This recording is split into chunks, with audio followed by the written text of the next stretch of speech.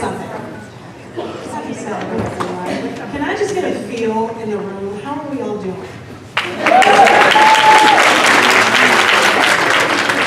That's amazing. There's so much amazing information out there for all of us, that we can take home and share what we've learned. So we're going to get into today's program, Achieving Empowered Breast Cancer Care, a patient town hall. So this session is sponsored by Prime through an educational grant from Lilly USA LLC. So before we begin, we want to talk to those who are joining us virtually. If you are joining us virtually, just make sure that you scan the QR code, and we want you to complete that pre-survey. And if you are here in person with us in the room, you should have completed a paper survey. Do you all have a paper survey? All right. If you haven't completed it, we ask that you complete that paper pre-survey. So at the end of this presentation, again, those of you joining us virtually, you're going to receive a link or a QR code so that you can claim your gift card upon completing that post-survey. Again, those of you in a room, if you do have a question, we ask that you do raise your hand, and a representative will come around to make sure that your question is answered. We also ask that for those of you joining us in the room, that once you complete that pre-survey, hand them to a Prime staff member. That way you're going to receive your $10 gift card. We want to introduce today's panelists. Joining me is Abiola Ibrahim. Dr. Ibrahim, she's an assistant professor with the Division of Hematology and Oncology, Department of Medicine, University of Illinois at Chicago. Thank you for having me. It's a privilege and an honor to be here. And next we have Miss Lena Pryor. Lena is a breast cancer survivor and breast cancer health advocate. She's with Pink Forever Ending Disparities, also with Glitz and Glamour Breast Cancer Charity Foundation, LLC. Good morning, everyone. Thank you for joining us.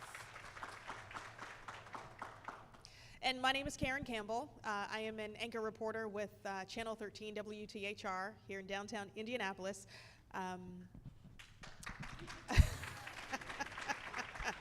I can tell you my connection to this Breast Health Summit is my mom was 71 when she was diagnosed with breast cancer, and she's still with us today.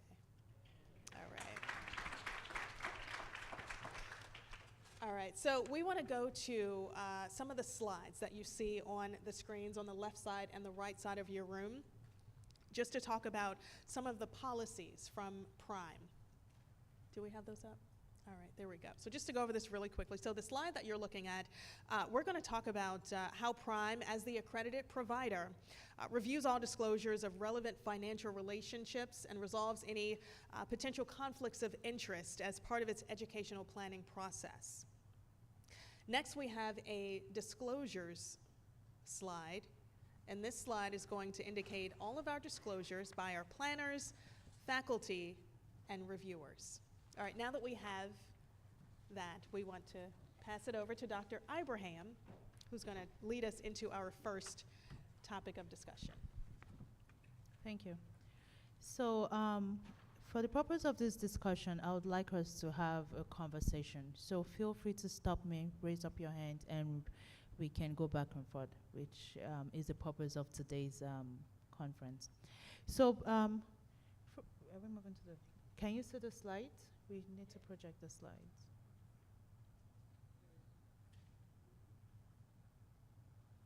Are they projecting it? So I have nothing to disclose.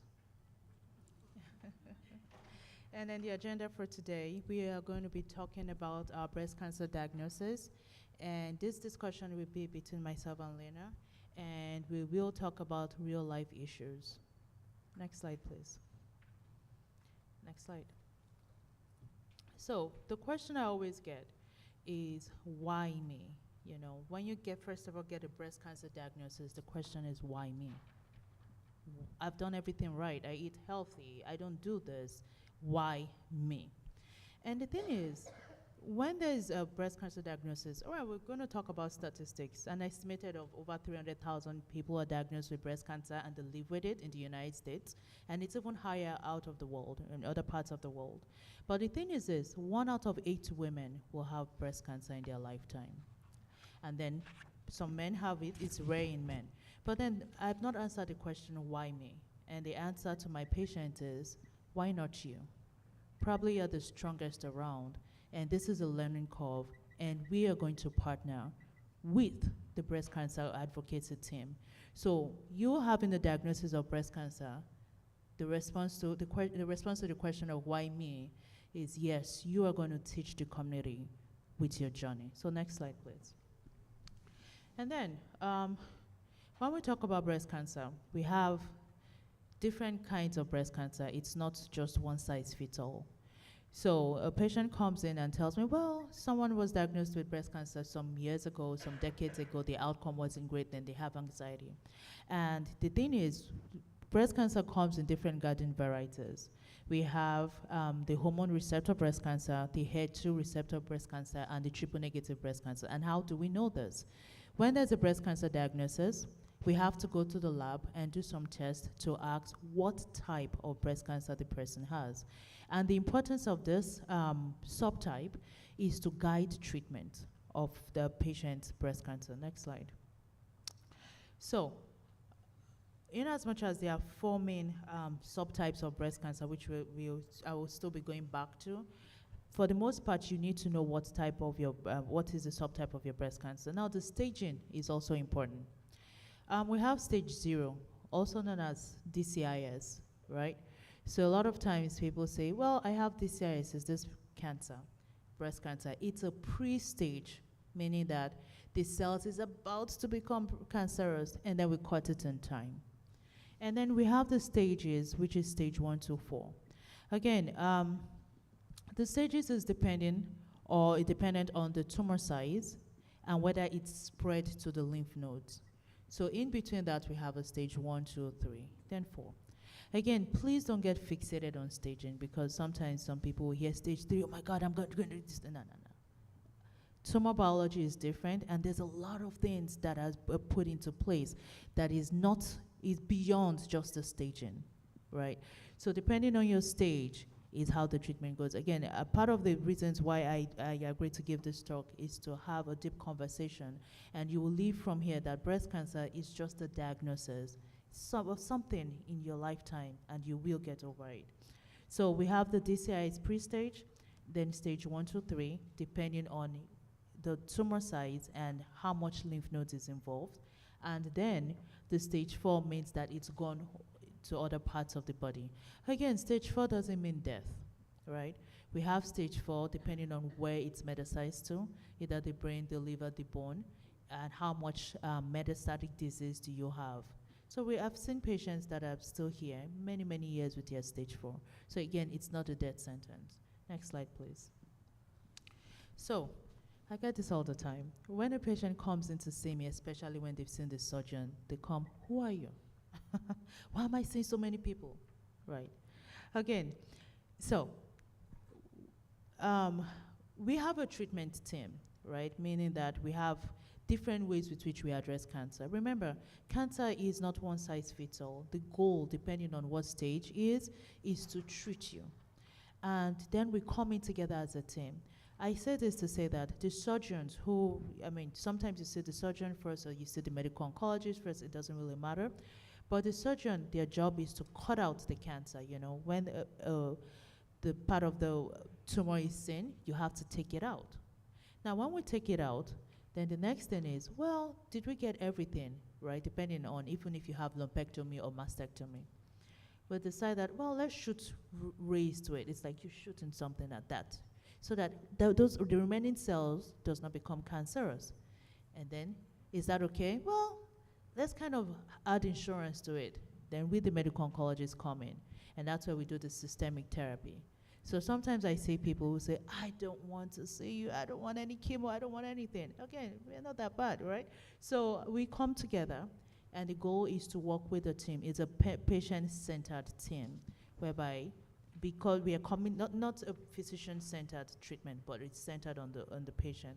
And the most important team member of all this group is a support team, right? Because these are the people who support with mental health, supply supportive system. So it's a multidisciplinary team that works with the patient in the center. Next slide. So what are the goals of treatment? What are we doing? Why are we treating? What is our intent? What is the goal? You know, what do we aim to achieve? Again, depending on the stage. Now, if the patient, if this is stage 1 to 3, the goal of treatment is curative intent. I want to cure you of your cancer. That at some point in your lifetime, you forget that you ever had cancer. And part of the reasons why I became an oncologist was because, you know, when I was an internist doing my my residency training, I had a lot of patients with high blood pressure and all that. They've even forgotten they had breast cancer. I'm asking them about their past medical history. They're telling me high blood pressure, diabetes, and all that stuff. And I look at it, oh, I see a scar. What is this? Oh, I had breast cancer. That's so many years ago. But you always visit your blood pressure doctor, right? You always keep on going there.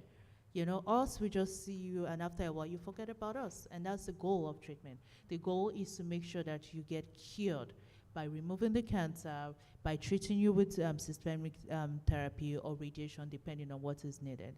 And then after that, then depending on people who continue to get treatment, you know, for 5 to 10 years, that goal of that treatment is to make sure that there's no recurrence, right? Again, sometimes everyone is just scared of breast cancer. But people with high blood pressure, they're on that medicine for the rest of their lives, right? So we should have a better rap than they do, right? So next slide.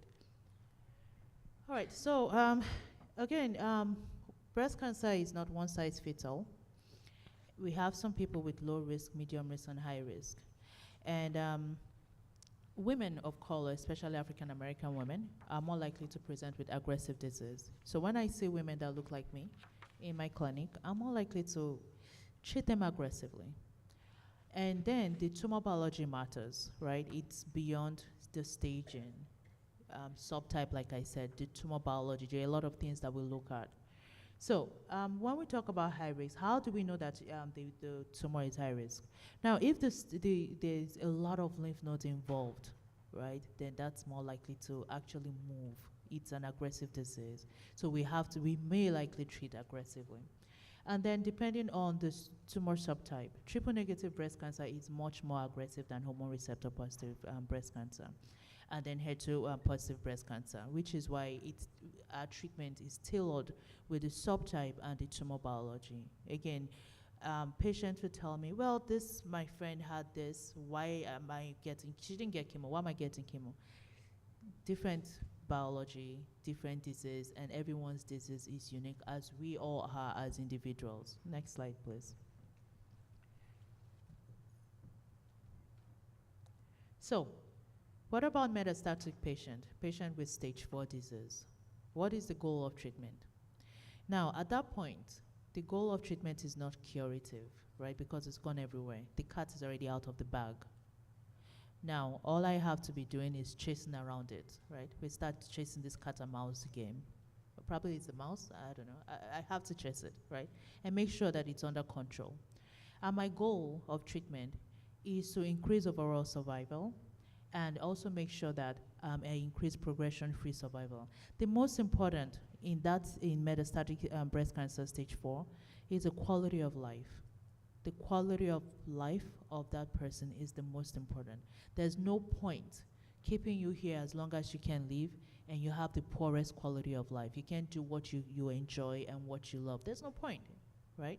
So the quality of life is the most important, as well as increasing overall survival. And this is where we can give medication for a couple of months. Some people might be stable a couple of years, and then when the cancer cells becomes much more smarter than the medication, and then it progresses, and then we move around. And this is the point where I will talk about clinical trials, right? Clinical trials is also available for all stages of breast cancer, and this is something you have to ask your provider first.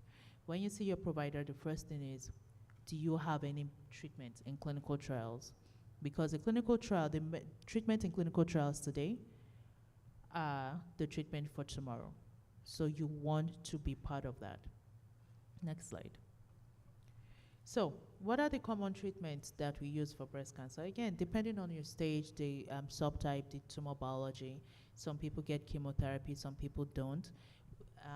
Surgery, depending. Most times most patients get surgery because we have to take it out. I've seen patients that tell me, especially elder patients that's in their 80s, don't cut me. I'm like, okay, fine.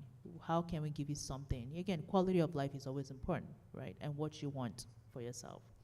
So surgery, taking out the disease, and then radiation is, like I said, making sure that the cancer cells that are there do not grow into, the breast tissue that is there does not develop cancer. And then we have targeted therapy. We are in a lovely era. And that is why I give kudos to my senior colleagues who were oncologists in the 1970s when there was so nasty chemos and everybody was losing their hair, having big arms. But now I'm in an era where there's targeted therapies, where I can tell my patient, oh, you want to go to that vacation? Yes, you can, right? It's now much more interesting, because we have all these targeted therapies, we have endocrine therapies, and we have immunotherapy. Depending on your tumor biology, sometimes I can just gear up your immune system to fight the breast cancer cells itself. Next slide. So we also have oral therapies, whereby I actually do have a clinical trial that I'm moving forward. And the question is, can I get away with putting pot, especially in patients with early stage hormone receptor positive breast cancer? Can I get away with them just getting oral chemo and not losing their hair? Do they need that much chemo though? So again, that's in clinical trials. So at some point, depending on what, we just have oral therapies instead of where we can bypass all this part, especially in metastatic disease patients. And then some of these, the examples of these oral therapies include endocrine therapy that you take once a day for like about 10 years.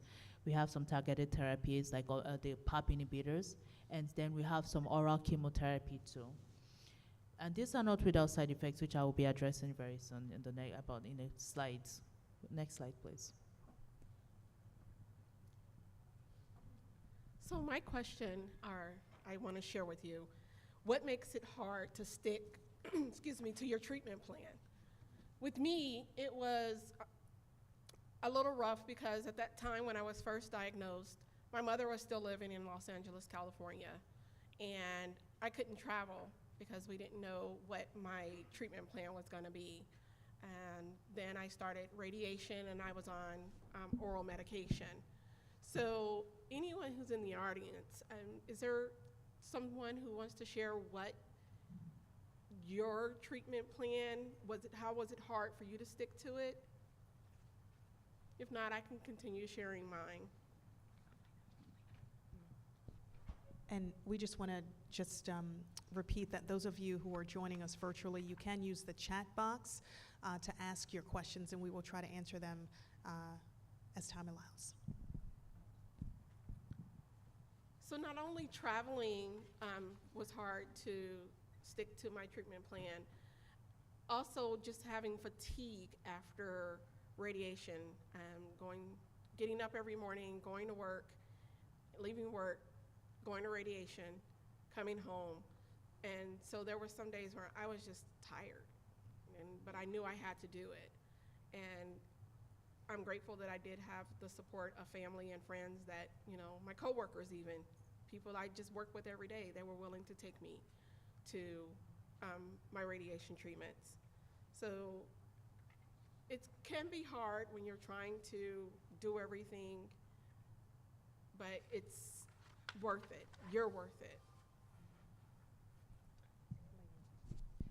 Lena, really quickly, you talked about the importance of having support, that support team with your family, your friends, your coworkers. Can you stress how important that is, and how important that is to make sure someone stays on track with that treatment plan? I can say it's important 10,000 times, 10,000 times. Just to have people who help you get out of that mental state that you can end up in. People who ask you, did you eat? Because there's some days where, and everyone, my family, everyone knows me, knows that I love food. But there were days where I literally just wanted to come home, lay on the couch, and did you eat? Did you take your medicine? Are you getting outside? Are you, going through things? I went through radiation in February here in Indianapolis, February, March, April, and May, and we know what the weather can be. So there's no sun, so I wasn't getting that, that energy from the sun. So it was the energy from my family and my friends all over, from California to Arkansas to Atlanta, Georgia. I am grateful that I have those individuals in my life that helped me, and then my family here in Indianapolis, because it's important that you have someone on your team, on your side, that is empathetic enough to understand that no matter what, getting a cancer diagnosis is not easy, but it's not a death sentence, but it can be if you don't have positive people in your life. Positive people are important when you're going through cancer. So can I say something to that? We've done studies that showed that patients with support system do better. And as a physician, as an oncologist, one thing I've realized is that most women are most times the center of everything. Their jobs, their family, their kids, the community, they're the ones, their sisters, their parents, they're the center of everything. Then they have the breast cancer diagnosis, and they just they don't want to be vulnerable. They want to continue to power through. And I tell them that, well, you've paid your dues. Consider it that you've put this in a bank. Now go withdraw from it. All the care you've given to all those people, go withdraw from it.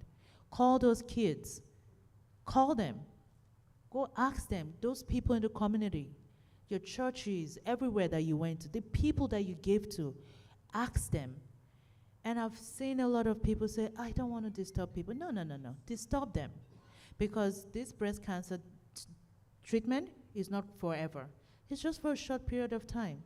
And it's allowed for you to be vulnerable. They need to pick you up. They need to drop you. You need to make a roster for what they would do.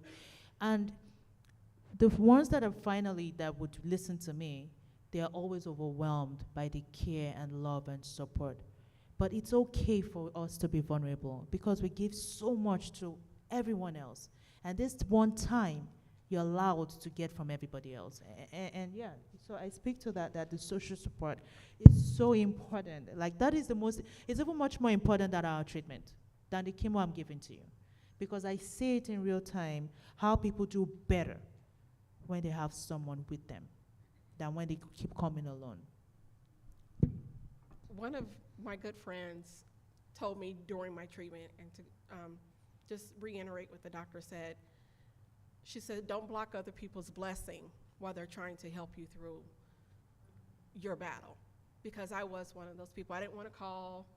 I didn't want to bother anyone. And I tell everyone now, which is my stand, the first time I was diagnosed was for me. My second time of being diagnosed, because I did have a reoccurrence, was for me to be there for others. And I have to realize, me being there for others, I have to let others be there for me. And that's what helped me definitely through my second battle, because people done things. I got DoorDash, I got food deliveries. I had people just calling and asking my mom, what is it that we need? People that cook food. So the support that I received was very important to me, and I am grateful. I don't take it for granted. I don't take anyone for granted who was there for me. And till this day, I still tell everyone thank you. I don't want anyone to feel that I'm not grateful for what they did to help me through my battle.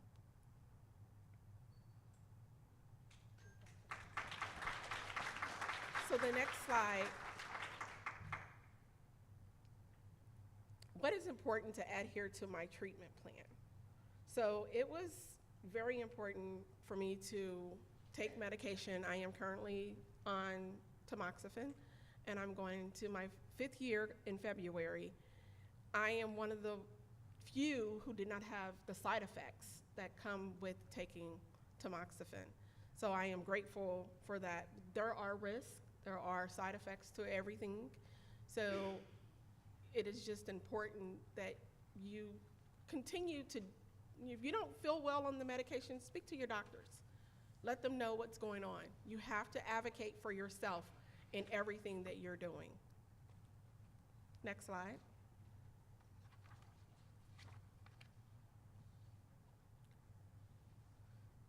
So I was lucky as well as being with the network for my healthcare while I was going through cancer. So I did a lot of things with the community network, community health network. So getting my medication was easy. Picking it up or having it delivered at home was easy. I also had to set an alarm on my phone to remind myself to take my medication. I have a pill box that had all of my medications in the pill box. These were not easy things to do. I was 45 when I was diagnosed, and I just turned 50 last month, so I'm happy about that. And even my first diagnosis, it was before the pandemic, so I was in the office every day. So it was trying to remember to take my medication, go to the restroom, and my first diagnosis, my teammates did not know the first 3 months. I was at work every single day, and they had no idea what was going on. Excuse me. So it's important to remember that you have to take your medication, you have to drink water, you have to take that mental break in order to continue your treatment at home, at work, in life, period. There are just things that you have to remember to do. I had a calendar, everything that needed to be done, medication, appointments, support therapy. So those things are important that you go through while you're going through cancer.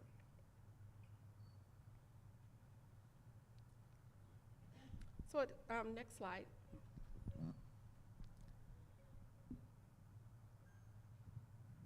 So I found a app in the Play Store, depends on if you're an Android or iPhone user, and it basically was just an inspirational app. Every morning I got some type of affirmation to tell myself. I wrote it on a Post-it, I put it on my wall in my bedroom, and those are the things that I had to do. I didn't want to do them. I had to do them in order for me to continue my treatment plan and in order for me to make it through, because I want to be on the victorious side of beating cancer. And so those are the things that I did just to keep on track. Is there any questions from the chat or anyone in the audience? Yes, ma'am. I have a question. So it sounds like that you were trying to lead a quote unquote normal life while all of this is going on in your life. And so was it, you want to lead a normal life and you want people to treat you like you're normal, quote unquote normal. And so were there times when you felt like people were like overdoing stuff, overcompensating for, certain issues in your life or certain things where I would imagine that you try to do everything you could for yourself? And so were there times from a mental standpoint where you thought, well, these people are just, were they just overbearing? Did you ever feel like you were smothered? I can't say that I felt that way for the simple fact it took me a long time to let others help me. So when others helped me and people who are in my life that got to know me, people stopped asking me, Lena, do you want anything? Do you need anything? And they just started doing things. Because my first response would always be, I'm okay, I don't need anything, I'm all right. And people just started doing, because I was blocking blessings and I didn't realize it. So the only overwhelming thing was when my phone would ding because someone's sending me a Zelle or a Cash App, or someone's telling me that they're having food delivered. And it was the overwhelming of the generosity, knowing everything was genuine. No one was doing anything so they can say, look what I did for Lena. It was, she needed it, they saw a need, and they provided. And then a lot of times I didn't know. I would have packages delivered and had no idea who it was from. I would have to post a picture on Facebook to say, who sent this? And, or call friends. So I am grateful that the individuals that God allowed to come into my life, because that's one of the things I did. I prayed, and I said, if they're not meant to be in my pathway, to be here for me, help me to recognize it.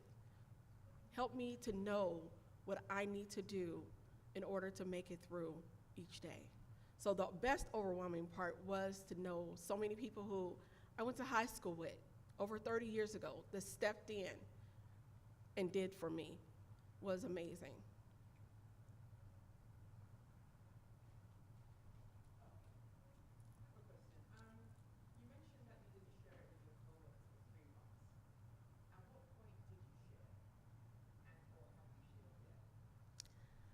I was diagnosed the first time November 2018.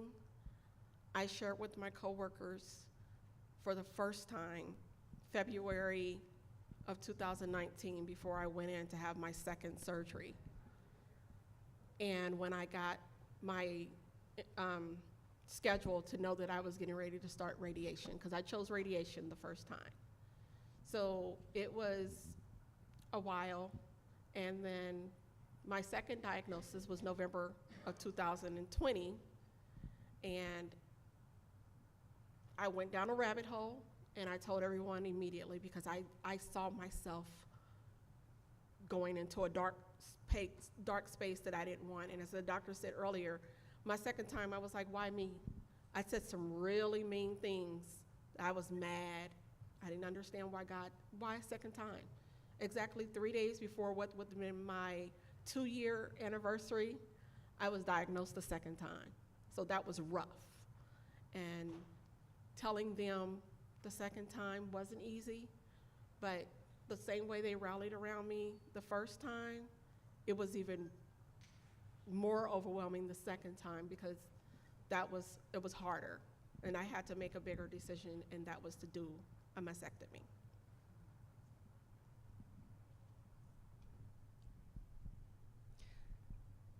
So if any of you know someone who can't be here today, again, we are streaming this. You can send them a text and say, hey, don't forget to join us today. If you are joining us virtually, remember you can use that chat box on the bottom of the page there and just send us your questions, and we'll try to get you as many questions as we can. All right. So Dr. Ibrahim, let's talk about managing the side effects of treatment. Right.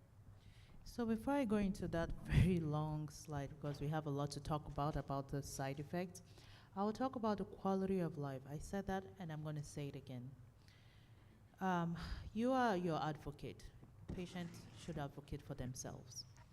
While breast cancer is a journey and it can change your lifestyle, it should not control your lifestyle. So if you had so many things planned, you want to tell your doctor or your care team, I have this vacation or something so that we can walk around your time. Or my child is going to college, or there's a wedding in my family. So I sit down with my patients, we look at the calendar, and we walk around those big milestones that I would not want them to miss, right? It could be as well as, when do we put the surgery, or when do we start the chemo? Or you're going to lose your hair, you might need some wig and some good makeup artist here, right? So we have that discussion because the quality of your life should not totally deviate. So breast cancer treatment should not control you. You should control the breast cancer treatment and the team. So you have to advocate for yourself.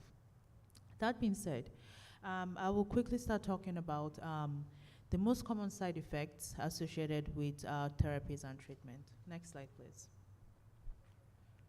So for the side effects that we do have, I will go through all these common side effects one by one. And I will talk about some things that can be done before we start popping pills. I like to I shy away from so many pills, right? You see some patients, 10, 12 pills. Before we do pills, can we do something conservative first, right? So you're having diarrhea. And the thing about breast cancer treatment is this. For the treatments that we give, we target cancer cells. Cancer cells are fast growing. Unfortunately, some of our other cells are fast growing, so they get in the middle of the whole wall, right? So like our hair is going to go off, the cells of our gut linings, that's why the diarrhea comes, right? Our skin, that's why sometimes you have all these rashes and what have you.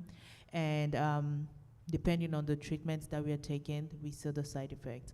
So for diarrhea, when you start having diarrhea, you know, okay, probably spicy food will worsen it, caffeine will worsen it. You might want to reduce taking that. And if you must take treatment, there are drugs for it, whereby when you know that you're going to have the diarrhea before you have it, you take things like Imodium. And then for weight, with the instability of our weight, a lot of times people think that, well, with the breast cancer diagnosis, they're most likely going to lose weight. Nah. Most of my patients gain like 20, 30 pounds. We give you steroids, right? So you have to make sure, after the treatment and everything, some people are much more heavier. Now, what they look like is not what they want, right? So you have to maintain your weight, eat healthy, exercises is gonna help. Exercises help, walking the dog, joining the gym. I would love you to join the gym, but if you can't, walking a dog or just walking yourself, if you don't have a dog, would be good. Joint pains, more activity actually helps with the joint pains. You know, the more active you are, again, activity, activity, activity. Sore mouth, if you take ice chips. We all have medicine for all the symptoms, but I'm just telling you conservative things that can be done.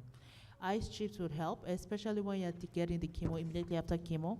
If you take ice chips and you continue to suck on it, it's going to help. And the rationale behind that is that all the vessels in your mouth actually is constricted, right? And it reduces the damage of chemo in the mouth and the tooth. And then hair loss. For some chemotherapies, most times the hair is going to go. So getting prepared for it, sometimes I tell people, if you cut your hair, you're much more in control than when you wake up and your hair is dropping. That's much more emotional, right? Cutting the hair and culling the shorts helps. And wearing a wig if you want to, or keeping it if you have a nice shape of head and you can rock a bald head. I can't. I've tried it before, and I was like, nah, this is not for me. So there's a reason why I keep my hair forever. Nausea vomiting too, right? We have medicine for that. Again, depending on the time of the day, after the first cycle of chemo, second cycle, everyone knows days when they are going to do activities or not. Then you know yourself. And then fatigue. You need to hydrate yourself. You're going to feel tired at some days. Please get out of bed, walk to the kitchen, just walk around. Just no matter how much you don't. The longer you spend in bed, the more depressing it's gonna be, right? So you need to get out of that bed. You need to open the curtain. If it's dark, it's depressing. Just open the curtain, sit outside or something like that, right? So like I talked about the rash, moisturizing is gonna help. You moisturize and moisturize. Sometimes some people have dark nails, dark skin from the chemotherapy. After all that, it's gonna fade away, but when you moisturize, it helps. Low blood count is very, very common. And for the people that have low blood count, unless you have fever, chills, then you have to show up in the emergency room. For most physicians now, this is 2023, you can actually contact your treatment team, because instead of you sitting in the ER for those long waits. And then peripheral neuropathy, most times it actually reverses back when the chemotherapy is ended. But if the person is diabetic and getting chemo, it's most likely going to get worse. So we have medication for that. Wearing gloves also helps. So I think that will be all for me. So the next slide, please. So for me, what I found helpful to managing the side effects for my treatment while I was at home was, again, speaking up when I didn't feel well, making sure that I kept drinking water, staying hydrated. I had to be honest with myself when, everything that was taking place with the medications that I was on, the treatments I was going through. So it was just easier for me when someone asked me if how I felt, I had to be honest, because that was their way of being able to say, okay, here's ginger ale, here's something to help you, with your stomach being upset or anything of those natures that took place. So I just had to be honest during my treatment when I had different side effects that were bothering me from when I did radiation. Talking to my nurses, they helped me know to put a lettuce leaf on my breast after I had radiation. It helped pull the heat out. I didn't burn, I didn't blister. There was different techniques using green tea before and after radiation, because the antioxidants in green tea helped me not burn. And there was just those little things, and it's nothing medical. I'm not giving any medical advice. These were just things that other people who went through breast cancer, it helped them. And that's one thing that we as advocates, I speak, I fight for those who are going through, and I share.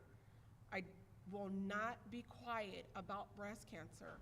I will not sit back and let someone else go through it alone and not know, that we're here. You have to advocate for yourself and for others. Next slide, Doctor. So, again, you are your advocates. You know yourself. You've met yourself for the number of years you've lived, and your healthcare professional is meeting you for the first time, or probably they just knew you 6 months or, So whatever the symptoms you're feeling, it's not acceptable for it to be brushed away. You keep on talking about it till it's addressed. So I'm going to talk about the supportive care for breast cancer. Again, the supportive care is the most important part of it. The chemo, the surgery, the radiation, the supportive care is the most important. And supportive care starts from mental health. And mental health is related to your social support again. I cannot stress this enough.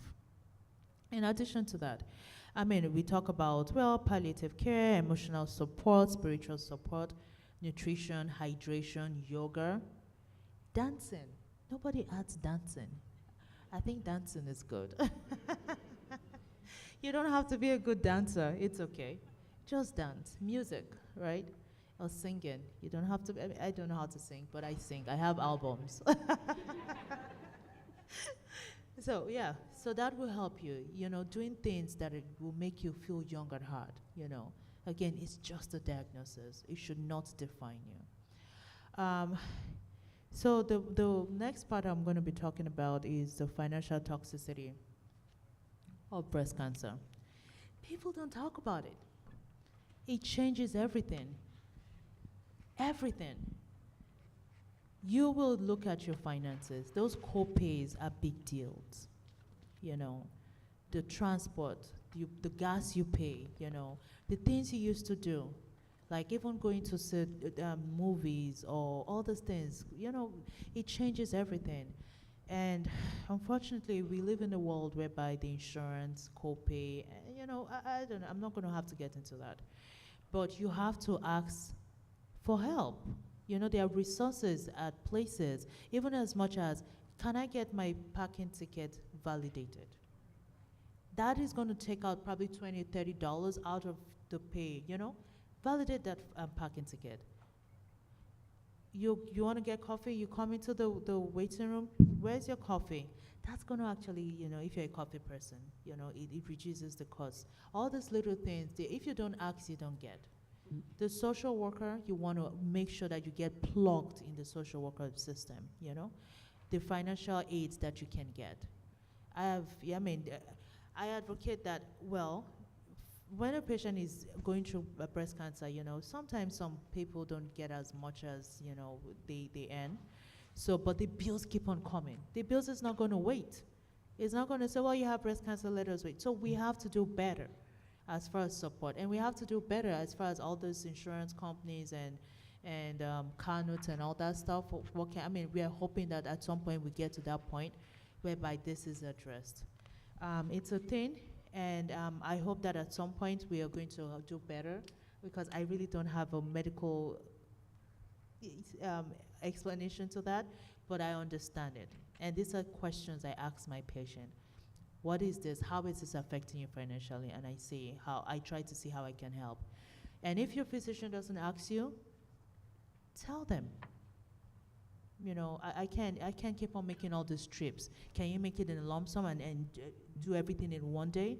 Or this is affecting my life. It's really important that we speak up for ourselves. All right, so next slide, please. All right, so this is a very, in as much as I say, well, you have to be this, you have to be that, it could be depressing, and there's a lot of anxiety with it. Anxiety about, is it going to come back? Or am I going to live to see my children go to college? Or am I going to live to see this? All these long-term plans.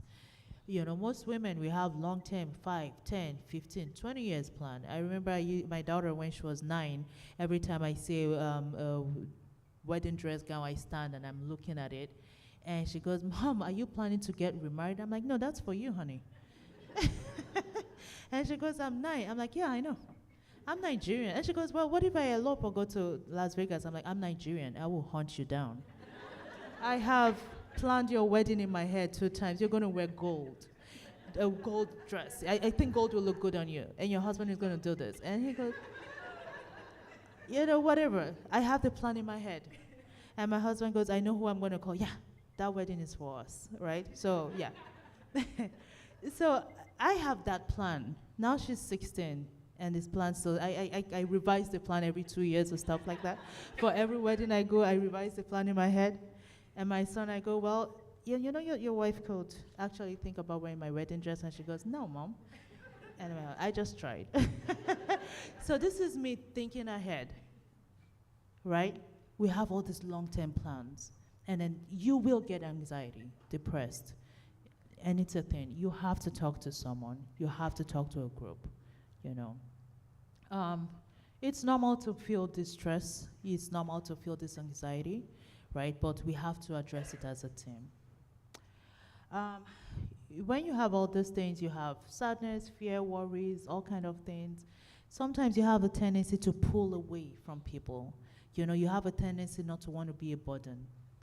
But it's okay, right? But we have to work together. Next slide, please. So, being an advocate for yourself, I had to go forward and just ask my doctors, tell my doctors what was going on, and I had to just fight. You have to speak up for yourself. You have to have someone that you can talk to. I was going through, how is this going to change? What is my new normal going to be? How much is this going to cost me, as the doctor stated? Those were things that came to my mind in treatment. So one thing that we are going about this weekend, if you have not heard, survivorship is a lifestyle, and it means surviving anything. So whatever you've survived, make it a lifestyle, make it go forward, and just keep pushing, because you deserve better, and we all deserve to be winners. Next slide. Some additional tips from the different providers that we have. We always say, if you're going to an appointment to see your doctor, don't go alone. If you cannot take anyone with you, call someone on the phone. Take a recorder. Always bring someone with you.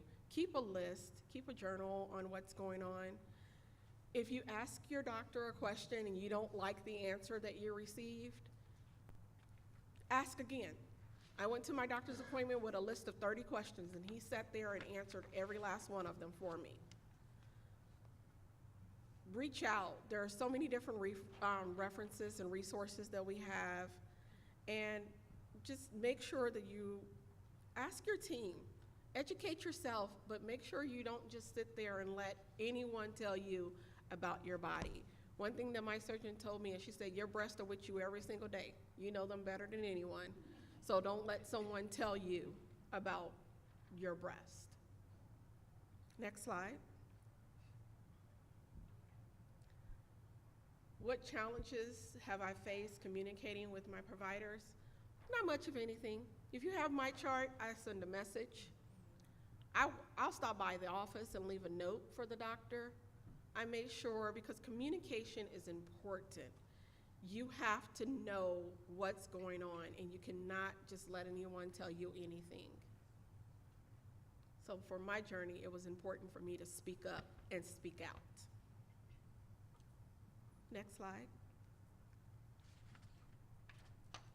Once again, being an advocate for Pink Forever has been one of the most amazing things these past few years, because I've been able to meet a lot of new people, been able to speak and share my story, and be able to advocate. I have a lady that lives in Memphis, Tennessee, that I was able to advocate for her to get resources, treatment, and that was a big deal for her, that someone she didn't know in a whole different state was able to stand forward and speak and say, no, you deserve to get treatment regardless of what's going on financially. Educating yourself. Talk to your doctors, find out what your survivorship programs are, your nurse navigator. Make sure that you learn. Don't just take what someone else says. There's research, empowerment. Do what you must do in order for you to get through every single day.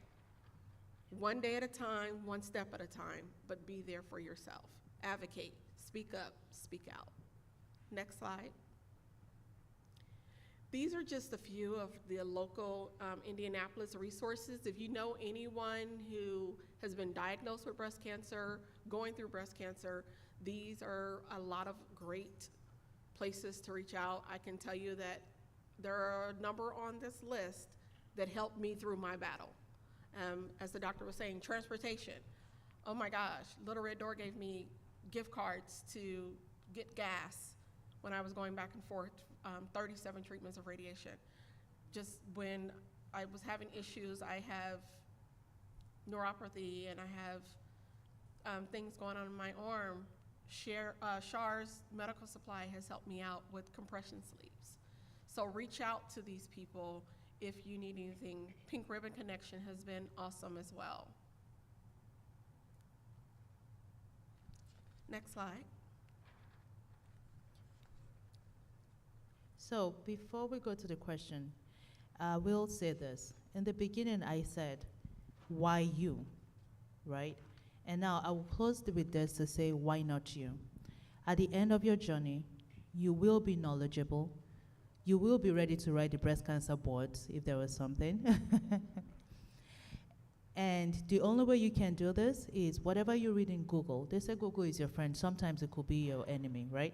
But whatever you see in Google, copy and put that on your phone, write all those questions and get your doctors to respond to it. At the end of the treatment, not only will you be an advocate, in that cookout, in that place where people are talking about breast cancer, you will have the right answers. I cannot tell you enough how many things I hear about breast cancer, but then you've been through it and you will be advocate for it. So with that, I would like to get any questions from the audience. And for anyone that does have questions, we're going to try to save the questions until the end so we can get through the slides that we have for you today. So Dr. Ibrahim, we talked a little bit about, we'll briefly mention some of the side effects, right?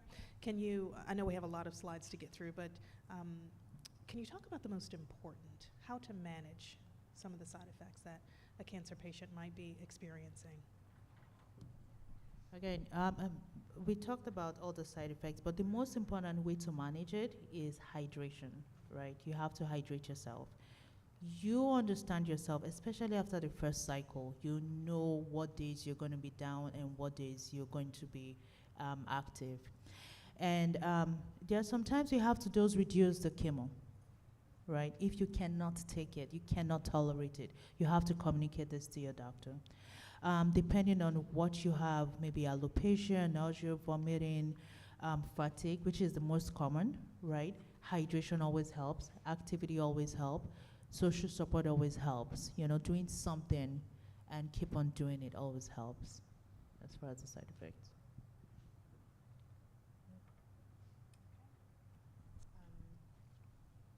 Well, I think this brings our program to a close. Of course, our panelists will hang around for briefly if we can, for anyone in the audience that does have questions you'd like to direct them to. We can, have them stick around. But round of applause for Dr. Ibrahim and Lena Pryor.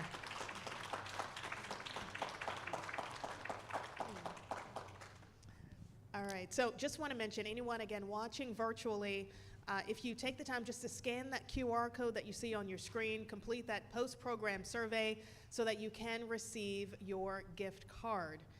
Now, just to note that the survey portal will only be accessible for 1 hour after this program, so you have about 59 minutes roughly to get that in. So again, if you are joining us here in person, just don't forget to complete that post-survey so you can claim your $10 gift card. Thank you all so much for joining us this afternoon.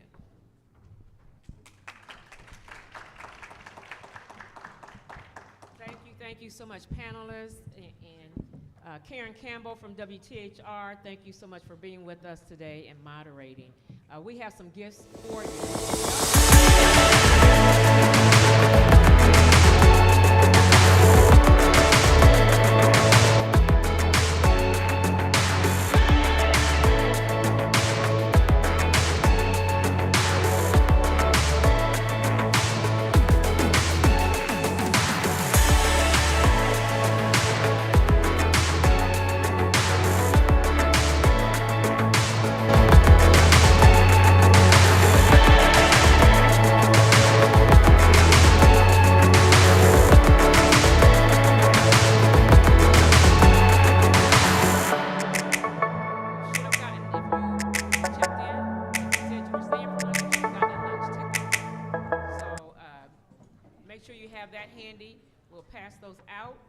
And then you can eat your lunch either in here or out there.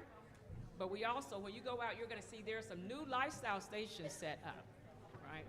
Dr. Ibrahim talked a lot about the importance of social connection, activity, being engaged. And that's what our new initiative is all about. Survivorship is a lifestyle, and we are offering you so many different ways to get connected. In your programs, you should see this page, but I have some here also. What we're going to be asking you to do as you eat your lunch is sort of like speed dating, but you're speeding to some lifestyle stations to hear more about what they're going to be offering over the next year, what days of the week, when does it start, how do I get connected. And while you're doing that, you're going to be thinking, which things do I want to do in your programs? If you look down, there's yoga, kickboxing, self-defense, pranayama, which is breath work, line dancing, gardening, wellness room activities, chiropractor services, skincare, makeup, on and on. It's a lot. So as you talk to at the lifestyle stations, we want you to start checking off what's going to be my lifestyle plan, right? So you're going to have about 30 minutes to do that. That's what we call it, some speed dating. Go around. Along with that, yes, she's in here, Kathy Ridley Merriweather, who is with the Coleman Tissue Bank. She's going to give you an opportunity, if you want to take your lunch and go into the Tarkington room, she's going to be talking about the Coleman Tissue Bank, what they do, and a special opportunity to donate breast tissue. We've talked the last 2 days about legacy.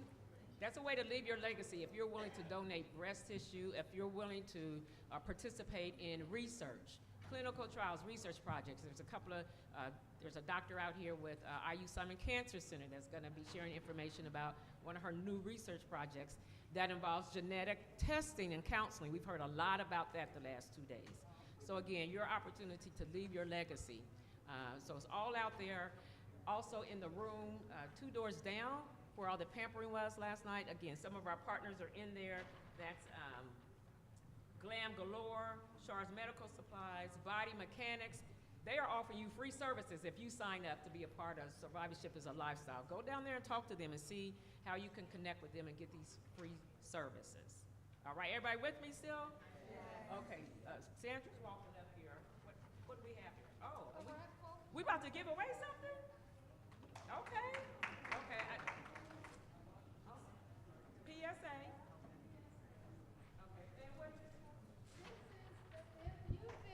If you visited the Marion County Public Health Department table, you should have entered into a raffle to receive a skillet, I believe it is. And if you would draw a name for me. Draw a name real fast.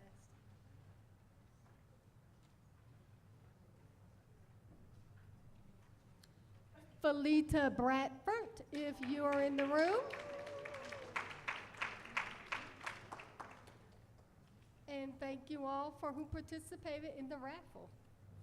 All right, thank you. And, okay, we have some more giveaways, drawings. If you saw the junior ambassadors, our junior ambassadors, they are raffling things. We're going to do that after the speed dating. So Rec Zone is in the room right around the corner here. They're the ones that are going to be offering